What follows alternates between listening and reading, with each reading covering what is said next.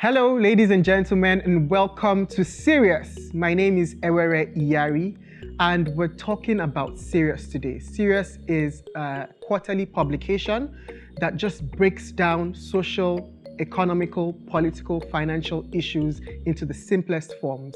We have a blast, and we've done 11 of these so far. But this is the first time that we're doing this on camera. A lot of people tend to jackpot because they're chasing the Nigerian dream that they can't get in Nigeria and want to get it abroad.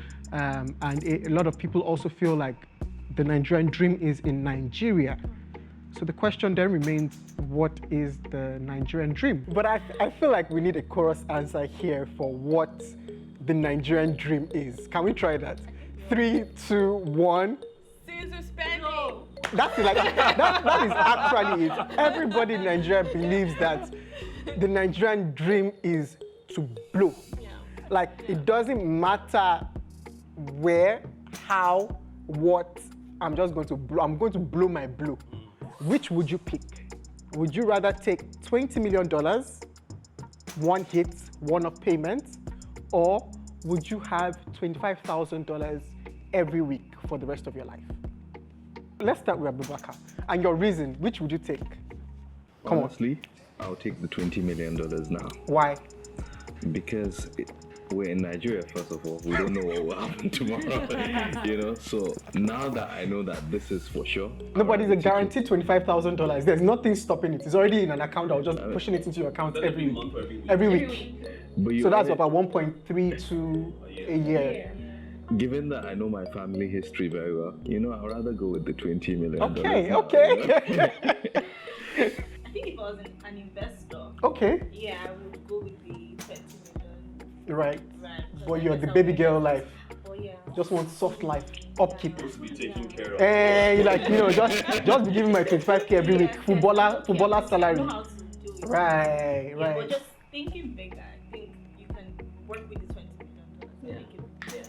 All right, Sean. I'm actually torn. Wow. Yes, because I've been in startups for a while. So if I take the 20 million, it would be a call to actually work. When there's like 25K every week for me to just be baby girl and buy lavish bags. But in the end, I think I'll take the 20 million because part of my Nigerianness is just wanting to see, especially African women, Nigerian women, do and be more. So you deploy that money to... Just sharing information and knowledge with women because I don't think it's democratized enough. Okay, so to the almighty Kola. I'm very curious. Like, I feel like there should be a drum roll inside your... Kola, what would you do? No big surprises here, guys. I would, I have a friend that says when the goddess of wealth comes to bless you, you don't say you're coming. So I would for sure take the 20 million because I think there's so many ways you can multiply that, right? So yeah, for sure, I'll take So 20 million. is this because you're a serial investor? So you already seen how many businesses you can deploy? I know, like, Bro, Kola, this 20 million is not real, first of all. well, I don't have it. I don't think anybody in the crew has it yet. That allocation is already worked out in my head. Capital is so powerful, right? It's incredible what you could do with 20 million. So that brings me to my next question. So what is your Nigerian dream? Wow, quite simply, my Nigerian dream is to one day be able to live in my house, my apartment, without a fence. Wow. It's that simple. What I would hope for is to live in a Nigeria where, not that everyone is rich, but everyone has a basic decency that they don't have to resort to very sinister things like robbing and whatnot. That for me would be a reflection that we've made progress. Shikemi, I know your Nigerian dream is not to travel, which is very funny because you run a travel No, actually, I gig. used the wrong word, flying. Okay, perfect. flying, Okay, but I love so you love traveling, you love exploring. Okay, so what is your Nigerian dream? I'll always relate it back to tourism, I think, because I'm a happy person in my head.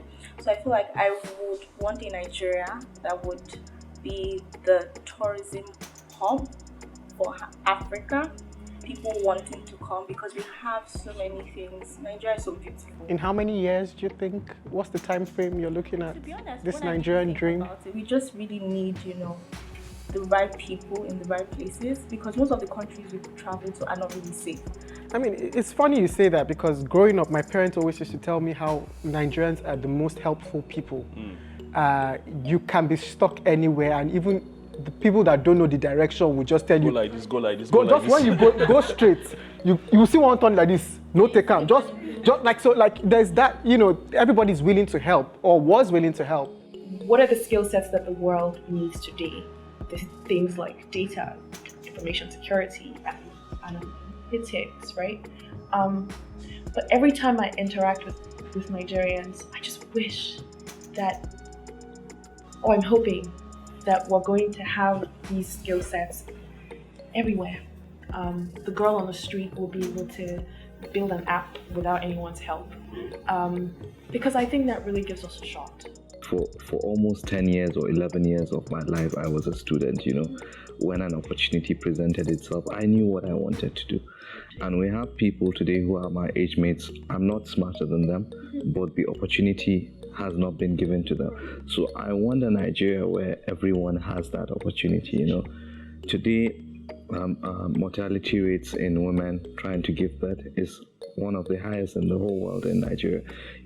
I constantly worry, even as I am seated here today, that if my wife is going to have a baby, do we have to travel to UK? What if there's an emergency, So I want a Nigeria where I don't have to worry. I know that my life means something, and there's someone that is able to take care of me when the need arises. Oh, that was so like, there's a lot of onions right here, like, I didn't think we're going to get this low, but yeah, it makes a lot of sense. But I guess, so now I'm thinking, what role does culture play in this grand Nigerian dream? And when I'm talking about culture, I'm not saying tribes. I'm not talking from tribal lines, I'm talking about things that make us who we are as Nigerians. What is that thing that makes us Nigerians, that we can call on and hold on to and say, yes, I'm Nigerian because of this? Culture, I can't think of a single word that describes Nigerians today. Because when we speak about culture, what comes to our mind first is our tribe, our language, but I know we're not going there. And the thing I want to say that it's a culture in Nigeria where, you can't even say that's a culture. Suffering is not a culture. Thriving while suffering cannot be a culture. But that's what it feels like. Somebody else wants to upstage you with how much struggles they've faced and how bad they've had it, that you haven't had it. Oh, I had a car accident. You don't know the half of it. You see what it do me? Like, why is that? Like, why is there that competition where, guy, I don't wreck 2 cars this week already? Like, why is that? Why? So what? I think that we might need some reconditioning on what it takes to succeed or to do well. There isn't a mainstream idea of what it takes to create value and capture value for it. And that, I think, is where the gap is. Why is it that Nigerians are able to bond so quickly over a show like Big Brother, but every other thing seems to be a dividing factor? I think it's therapy. Therapy? I think it's therapy. From their reality. Okay. And the Nigerian dream, it's vibes now. Okay.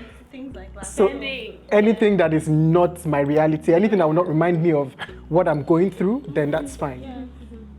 There's actually a mental health crisis that we just don't know exists in Nigeria, and I think people sort of release that tension in all sorts of ways, from the addiction to Big Brother, which we're not complaining about, for some reasons, to sports, all sorts, religion. Nigerians are very resilient, absolutely resilient. Yep. You can't back a Nigerian into the wall. That's right. Why? Like, and it feels like it's only Nigerians. Why is that? I think an example I would give is our food. So people don't realize that the genesis of things like gari or amala is actually a reflection of that hustle that can do that survival. You know, how do you take food and try to preserve it because you don't have stable electricity? I think it's a reflection of our ingenuity and our hustle. But one final question is this. Why do you find that Nigerians are prouder to be Nigerians outside Nigeria than inside Nigeria? When you're removed from this place that, you know, is home and is Nigeria, there is a strong sense of nostalgia with Nigerians abroad. I'm not sure why. I saw this Davido interview with Trevor Noah a couple of days ago, and how he said huge thanks to the Nigerians and the diaspora for promoting African music or Afrobeats in the US and essentially helping us export it, right? Yes, you feel drawn to something that you miss. It's chaotic here and you're complaining, but when you get out, it's like, listen, I wish I could walk down the road for Abula. You know?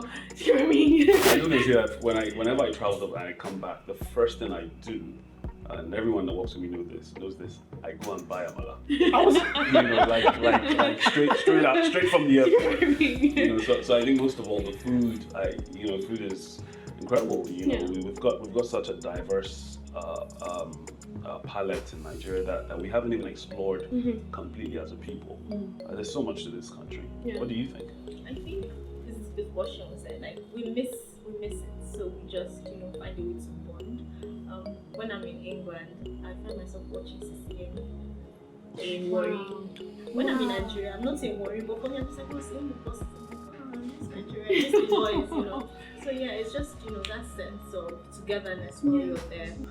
I think is like you said, with the chaos here, you're confused. You're not even thinking straight, But when you're abroad, there's clarity.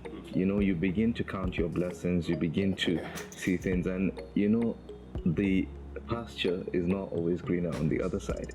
They have their issues too. Someone said to me he loves the rain in Nigeria. Nigerian rain is different. Like, exactly. So things like that is when you're not here, you miss. I mean, so for me, it's pretty much the same thing. So I find that when I'm in UK, I feel like my Nigerian-ness is always in question. So I'm always trying to listen to more Nigerian music and, just like try to do more Nigerian stuff, and then if I'm in a Nigerian gathering, I'm really Nigerian, just to show that I'm Nigerian. But that's what it is. You just miss home and you want to connect to being at home. But it almost feels like you never know what you have until it's gone. So yeah, that's what it is.